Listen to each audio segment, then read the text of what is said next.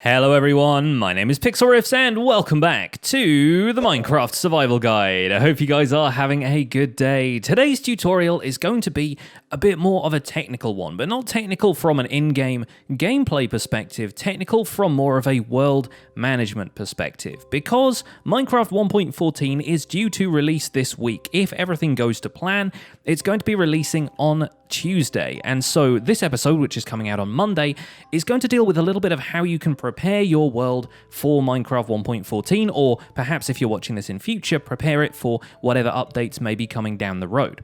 Specifically, we're going to be looking at how to prune out unnecessary areas of your world, or areas where you haven't built anything, you haven't done too much exploration, but maybe the chunks have been loaded at some point, and so we don't have the opportunity for new terrain to generate there. And in terms of this next update, Minecraft 1.14 is not adding much in the way of new terrain. It hasn't really added much in the way of new biomes, but there are a couple of exceptions to that. The first is bamboo forests, which are going to be generating in jungles. Now, as you'll have seen elsewhere in this series, jungles are a little bit few and far between when it comes to biome finding. A lot of people, if you get lucky, you will find a couple of jungles in your world relatively quickly, but a lot of people find it difficult to find a new jungle when they need one, and in this case, I've already explored my world to the extent that I've found several jungles that I don't really plan on returning to. It just happens that I've loaded them in on the way to exploring towards something else, some other objective. For example, I have a jungle that I actually want to go to more regularly that's over by the Mesa and Mega Tiger biomes that we discovered a long time ago, actually. But I also found a jungle on the way to the Woodland Mansion that we explored in episode 59. And unfortunately, that means that those chunks, now that they've been loaded, cannot generate a bamboo forest because they already exist in the world, and the Minecraft isn't just going to wipe the terrain clean and replace it with some of the new features because it doesn't know whether or not you've built there. And in the event that a bamboo forest did suddenly generate in the middle of the jungle, it could wipe out the stuff that a player has already built. So the way Minecraft works is that if chunks have already been explored, that terrain stays there. The unfortunate side effect of that, of course, is that none of our jungles are going to generate a bamboo forest, and bamboo is a resource that I want to do a little bit with in Minecraft 1.14 because it is useful for scaffolding blocks. You can use it to feed pandas. There are all kinds of uses for bamboo. I also want to make an episode about farming it. Bamboo is going to be quite difficult to find if we don't find a fresh jungle. And yes, I could find a jungle which would now be more like 13,000 blocks away from my current spawn point. Or alternatively, I could do something a little bit different and prune the chunks that I haven't actually done anything with. The jungle on the way to that Woodland Mansion, the other jungle that I found towards the southwest, I think, could also go. That way we can strip down our world so that it is a little bit more streamlined, also so it takes up a little bit less space on disk, and we can also give it the opportunity to generate new terrain. And there are two other things, really, which I'm interested in pruning down the world for. Two other things which are going to be generated along with the terrain in this new update. The first of which is villages, and villages are actually going to have a completely different structure in the new update. So I would like to keep some of the old villages around, the ones that we've heavily explored, like the one that I showed you guys how to mob-proof, and the one where we found Mendelssohn the Mending Villager.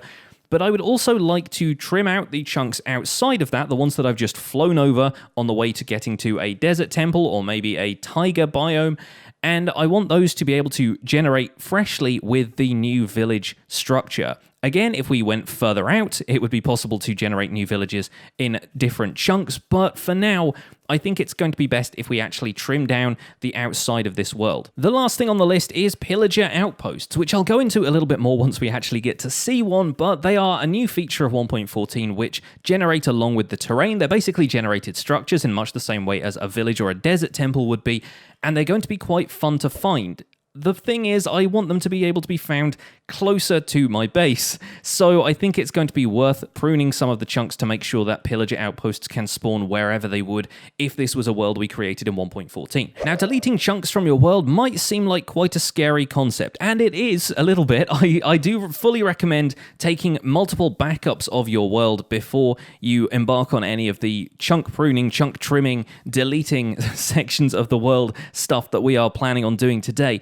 but you don't need to worry too much about that terrain like sticking out or being weird or being glitched when you reload the world, because the way the Minecraft terrain generation algorithm works, it generates all the terrain from the seed number, which, as you'll remember, we didn't necessarily input ourselves when we created this world, but the seed is always going to be the same number, and that's the number it uses to generate terrain. That is always the same, or at least it has been for several updates now. I think the last time terrain generation was significantly changed, aside from the changes to oceans, was in around Minecraft 1.7.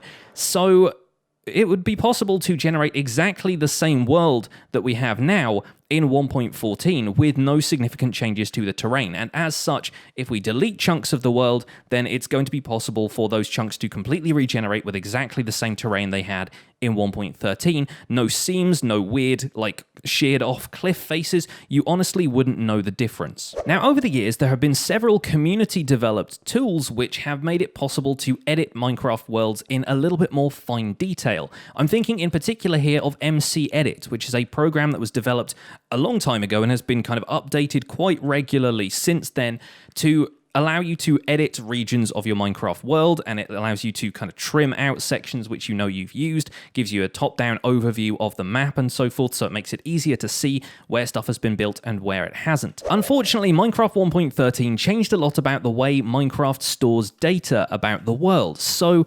unfortunately, it isn't going to be possible to load up a 1.13 world in the current version of MCEdit. It hasn't been updated to be compatible with the newer Minecraft world formats. And as such, we have to take a more imprecise approach that is going to involve deleting larger sections of the world. How large, you ask? Well, we're talking in the region of 32 chunks square. So that's quite an amount, and I'm going to take a few backups of this world, and we're going to demonstrate exactly how this can be done. I thoroughly recommend that you do the same. Once again, make backups of your world before you try anything like this, because it can lead to you irreparably losing sections of your world if you do not have a backup and you do this wrong. But without further ado, let's go into a copy of the Minecraft Survival Guide world, and I'll show you what I'm talking about. So here we are in our world select screen. I have created a direct copy of the survival guide world. As you can see, I'm recording this on Sunday. We've done it around midday, and I have renamed the folder, which is the line that appears there, the world save folder, chunk delete test, and I've edited the name of this to make sure it says chunks deleted so that I don't accidentally load up this world as the main world and continue playing it and so forth. But as you'll see fairly soon, it will become clear that this is very obviously not the survival guide world, because what we're going to do is delete large areas that we've already built up in to show you exactly what the effects of this thing we're about to do are. So let me load up this world, and as it is right now, you will see virtually no difference. I am going to put myself in creative mode. Remember, this is a test world, so this isn't my main survival guide world. I'm going to go game mode creative, like so, and we can fly up into the air, and you can see around us, of course, we have built a lot of stuff in this area. This is the area around my player spawn point, but if we put the F3 coordinates on the screen and fly out in this direction, we will reach a point where we get to the 0, 0 coordinate, and that is basically the center of the world as far as world generation is concerned. Not as far as the player spawn is concerned, but about here, on this little section of the swamp, once we get to about, let's say, yeah, here, and then back this way a little bit here. Okay, we are at the 0, 0 coordinate. And you'll notice a couple of things about the coordinates section there. It will say we're standing on block 0, chunk 0, 15, 0, and 0, 3, 0. That right there is a set of numbers that we're going to be paying a lot of attention to in this episode. Note that if I step to the right now, we're in -1 and we're in block 15 of this chunk. Remember, chunks are 16 by 16 areas. So the number on the left there, where it goes from 0 to 15, is tracking what block we are on within a chunk, and the right-hand number is checking which chunk we are in the world. So we are in chunk -130 here, we're in chunk 030 there. This is all going to become very relevant in a minute, but what I'm going to do is grab some emerald blocks out of the creative inventory and place them in a 2x2 square here. I'm actually going to switch this one out for something else. Let's make it a diamond block as an example. So this is the very corner of a set of chunks that will expand 32 chunks in each direction, that way and that way. Not this way and this way, only to the east and to the south, because that is the positive coordinate for both the X and Z coordinates. And that is part of the section that I'm about to completely delete from this world to demonstrate world deletion. Now, if we go this way, about 32 chunks, it's actually going to reach the chunk data is going to say 31 when we get up to this far. It's actually going to bisect straight down the castle here, I think. And it's about in the middle of this river here, or sort of towards the bank of the river. So there we are, 31. And if we go over here, that's where we get to -1. So about here is our other chunk boundary. We're going to be placing a diamond block there, because that's the block I think we are going to end up deleting. And we're going to be placing emerald blocks around the outside here in that formation. You don't actually need to do any of this, by the way. This is all for demonstration purposes to show you exactly where I think this chunk is going to be deleted. So it's really going to cut down most of the castle here.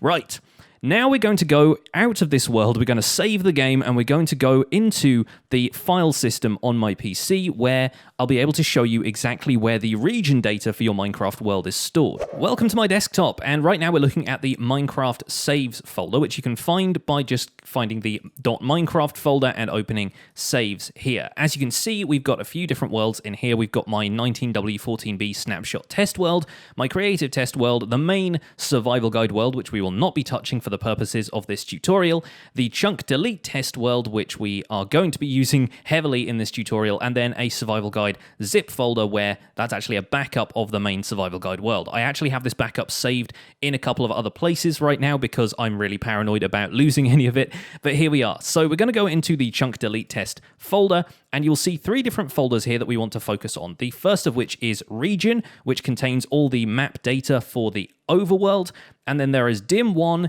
and dim-1, which contain the map data for the end and the nether. The -1, if you think about it, it's like below the overworld, and the dim1 is above the overworld. Dim stands for dimension in this case. So it's basically the data for the end, the data for the nether, and region is the data for the overworld. Open these up and you'll find a bunch of MCA files. These are stored in a file format called Anvil, which is basically how Minecraft remembers all of the terrain, all of the stuff you've built, all of the stuff that's generated in your Minecraft world. And what we're going to do is delete this first file here, which is going to be quite a dramatic change to the world, because that is region 00. And we'll go into how to interpret the numbers attached to these files in a minute, but for now, just think that this right here represents the 00 point that we just marked out with those emerald and diamond blocks a couple of minutes ago, and that goes 32 chunks in positive X direction and positive Z direction. To demonstrate exactly what that means, I'm going to delete this file now, and we're going to go back into Minecraft and open up the chunk delete test world again.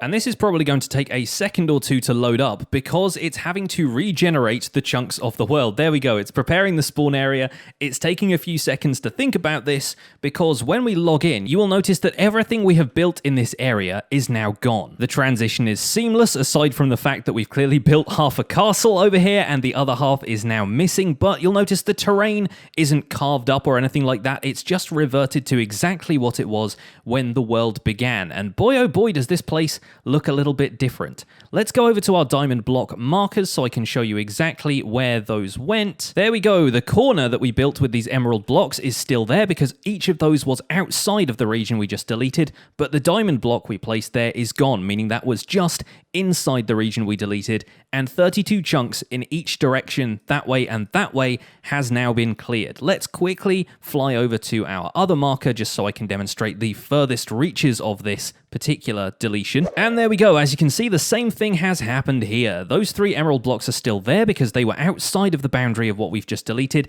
and the diamond block is gone because that was the last block in this 32 by 32 area that we have just surgically removed from the world. And as you can see, we have deleted an absolutely massive area. 32 chunks is a 512 by 512 square, plus obviously all of the height involved in that, so 256 blocks up and down, is the area that you delete if you delete one of the region files from your world folder. So you need to be absolutely sure that nothing in those areas has been built in if you want to delete them from your world. And as such, It's going to take a little bit of doing just to make sure that nothing that we've done in the various projects of this series is going to be touched if we don't want it to be. We also have to figure out which of those MCA files in our region folder relates to which sections of the world, but thankfully, with a little bit of maths, it's actually relatively straightforward to do. Back on the desktop, I've opened up the chunk delete test region folder once again, and you can see that the 0.0 file here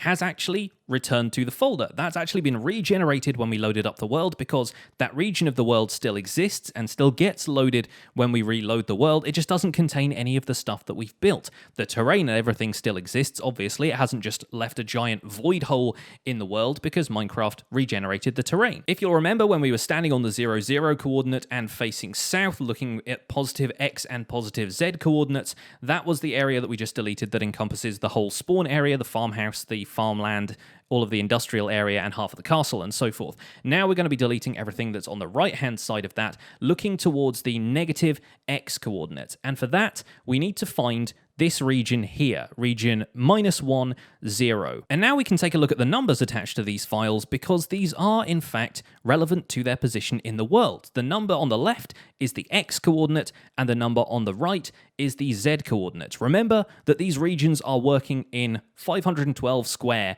areas, 32 by 32 areas. If we delete that from the world now, load up Minecraft and take a look at the world once again, you'll find that basically everything in Founder's Forge has now been deleted because we deleted the region, a 32 by 32 block area, encompassing everything to the west of the area we just deleted. So now, having deleted that -1, 0 region, if we load up the world once again, it's taking a while to load up the spawn area, and as you can see, everything in the swamp, including the hot air balloon, the rest of the castle over there has been deleted, everything in Founder's Forge is now gone. We've managed to delete everything looking towards the negative X coordinate. And as we can see, if we look at our little emerald block markers down here, the one which was here has been deleted as part of this region, which is deleting every block in a 32 by 32 area looking towards the west, but staying within the positive Z coordinate.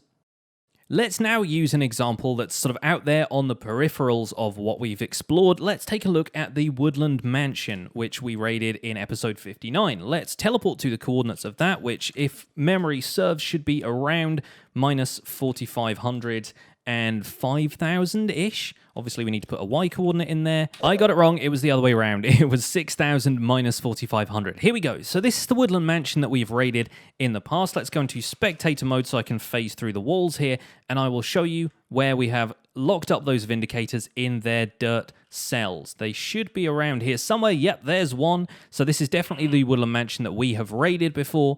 There's still some stuff spawning around here. There's even some mob drops on the floor, look. And yeah, there are definitely some torches around here that we have placed ourselves. So this was the Woodland Mansion that we raided in episode 59. And we're going to look at exactly how to delete this area and how to figure out where in the world, as far as our region data, this one is. So let's take a look at the coordinate data we've got on the screen right there. We've got chunk 729 in 368, 8, 287. We can ignore the 8 in the middle. That's just the Y coordinate. That's just like how high up or further down we are.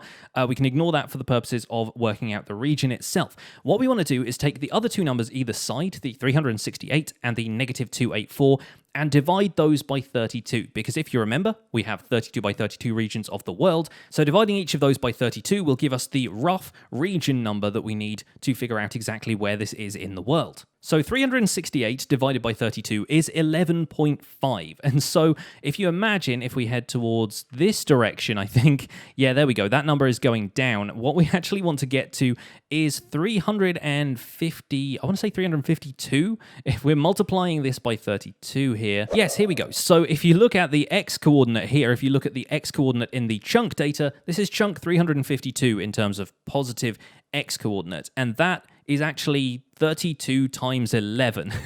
So this is region 11. So when we would look in the regions folder for this, we are looking for regions that start with the number 11. Now let's take a look at the position of this as regards the Z coordinate, because if this was being super tricky, this mansion might even have generated on the boundary between 4 different regions of the world. So it's always worth checking both the X and Z coordinate just to make sure that we are preserving this entire thing. So let's get into the center of this. Let's divide 284 by 32, and that's 8.875. So let's take a look at 8 times 32, that takes us to 256. So the chunk starting 352,256 in this direction and looking towards negative Z and positive X take us basically straight across the center of the Woodland Mansion over here. It is roughly in this direction. There you go, it's passing by on our left there. And if you add 32 to both of those numbers, you get 384, 288, which is roughly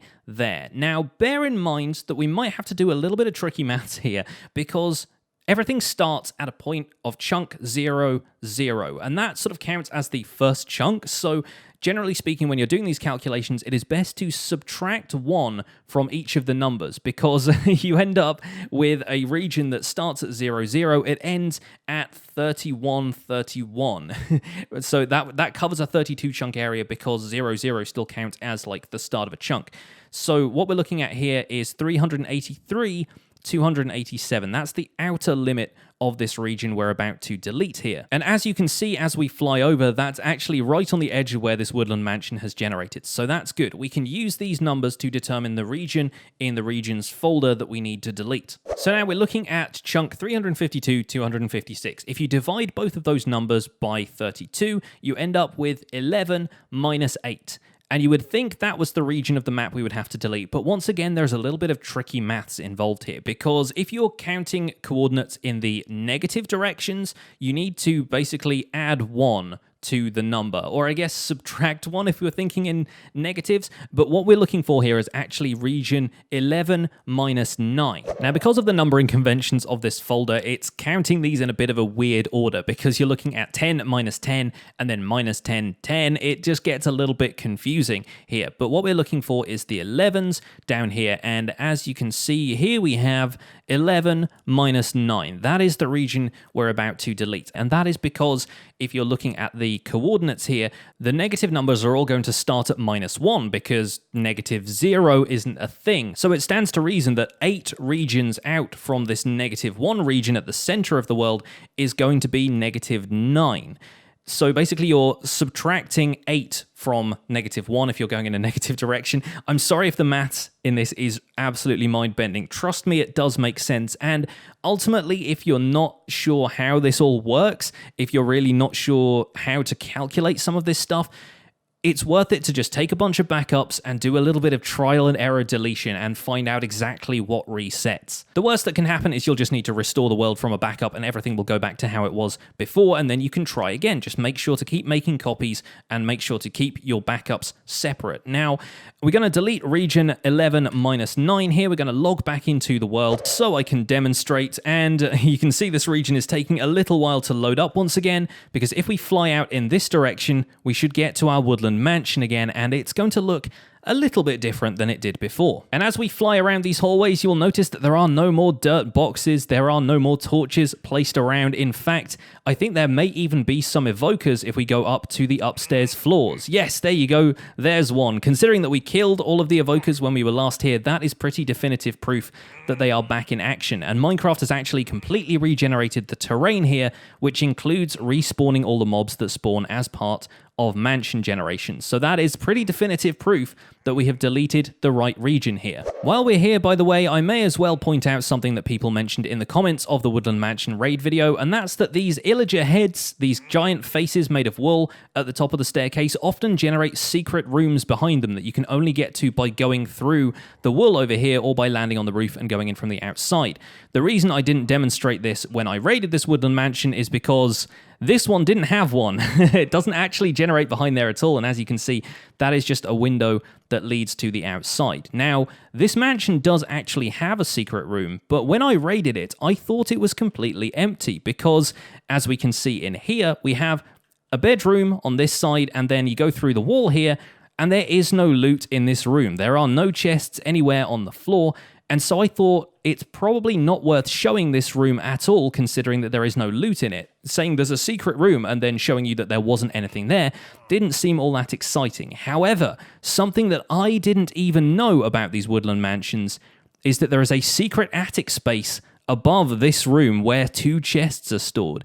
And that is something that I've never encountered in these woodland mansions before, so it didn't even occur to me to check. I can't actually look in these right now because the loot tables simply haven't generated. They don't generate until you open the chest in survival or in creative, so I can't look at them in spectator mode, but you can bet that I will be back to this woodland mansion and I will check those chests whenever we can. Now, so far, this demonstration has been all about deleting chunks that we've already built stuff in, but that is basically the opposite of what I want to do here. What I want to do is figure out all of the regions of the world which I have built something in so I can avoid deleting those from my list of available map regions. So what I'm going to do is spend a bit of time off camera marking down exactly which regions of the world I've visited, which regions I've built stuff in, and which I have just completely flown over on my way to a big landmark like this woodland mansion, or maybe an ocean monument or something like that. I will figure out which regions we can delete from the world folder, and then we're going to delete them all, and eventually we'll be able to return to these places once they've generated some new things like bamboo forests, some new styles of villages,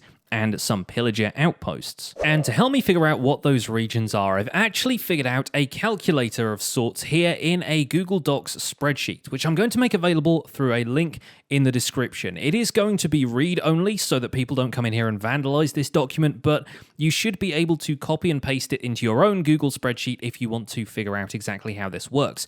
So what we've got here is 4 calculators which can calculate a set of coordinates based on a region number. In this case, a positive X coordinate, a positive Z coordinate, a negative X coordinate, and a negative Z coordinate. And what this allows us to do is figure out which coordinates are covered by region files in our region folder. So let's say I encountered a region file, I wasn't entirely sure what was in it, and it was region 5, -3. So R5 -3 .mca is basically what it would look like in the region folder. By referring to these tables, I can see that a region number of 5, an x5, will cover coordinates between 2560 and 3071 on the x-axis. Looking at the negative z over here, -3 will give us a z coordinate of between 1025 and 1536. So now I can go and check those coordinates in my world, probably flying around a backup of the world in spectator mode again, see if I have built anything there, and if not, I know that that file in particular is safe to delete. Now, each of the cells that determines where a region starts and ends actually has a formula in it that derives the coordinates from this region number here. So, for example, if I was to put in, say, region X 23 and hit enter, that updates to show you the coordinates that would be covered by a region with an X number of 23. It's 11,776 and 12,287. That is the minimum and maximum value that that region would cover in terms of X coordinate. I could do exactly the same thing down here with the negative number, making sure I input a negative number, of course. Let's say we had something that was positive 23, but negative 10, for example. There we go. Enter 10, and these update to show the coordinates -4609 and -5120. And those would be the maximum regions that it would be in the negative Z coordinates. So a 23 minus 10, 11,000 blocks out in the x-axis and 4,000 to 5,000 blocks out on the z-axis. Once again, I can check around in those coordinates for anything that might be valuable to me and then delete it if I don't find anything. You can ignore this table over here, by the way. There's nothing really going on there. I was just trying to work out a way to lay out the information in a way that made sense, but I think working with the chunk ranges doesn't really make as much sense as working with coordinates because we're all quite used to looking at coordinates at this point. So if you decide you want to delete some regions of your world, but you're not quite sure how to work out the maths, hopefully that will be a useful tool for you. Remember that deleting these regions does not delete the terrain, it does not change the terrain in any way, it only provides new opportunities for these chunks to be newly generated using the 1.14 world generation, which just means a couple of additional structures that might be there that weren't there before or were slightly different before, like villages. This jungle, for example, is something that I just flew over while I was holding the map leading me to the woodland mansion. I didn't even raid this jungle temple down here, so I have absolutely no problem with deleting this region of the world and allowing it to regenerate, hoping with fingers crossed that a bamboo forest will generate here so we can get some bamboo, find some pandas, and explore it in Minecraft 1.14. Some of the villages I've flown over or visited in the past will be reset, but I'm planning on preserving ones like this one so that we have an example of what an original village looked like, and because this region also contains vitally important areas that we built up before, like the ink farm that we built over here. I also don't plan on resetting anything in the Nether or the End, as I do have ongoing projects in the Nether, and while it can be useful to reset chunks of the outer End islands so you can regenerate end cities and gather more loot and elytra and shulkers and stuff if you're on a multiplayer server, here I am on a single player world without really any kind of need to do that. I haven't explored vast areas of the outer End, but if you preserve the central 4 regions of the End Island, a lot of the time you can just delete chunks from around the outside of that, delete regions from the outer islands, especially as they get further out, and then you can reset end cities so that lots of different players on a multiplayer server can each have a chance to get their own shulkers, their own elytra. But it's not really going to be possible for me to demonstrate that I've gone and deleted these unused chunks of the world until we manage to load them up in 1.14 again, and I can demonstrate exactly what has changed. But since the opportunity to do that is still a few days off, that is going to be it for this episode of the Minecraft Survival Guide. Thank you so much for watching this episode, and I hope you enjoyed it. If you did, don't forget to leave a like, subscribe if you want to see more, and I will see you guys soon. Take care. Bye for now.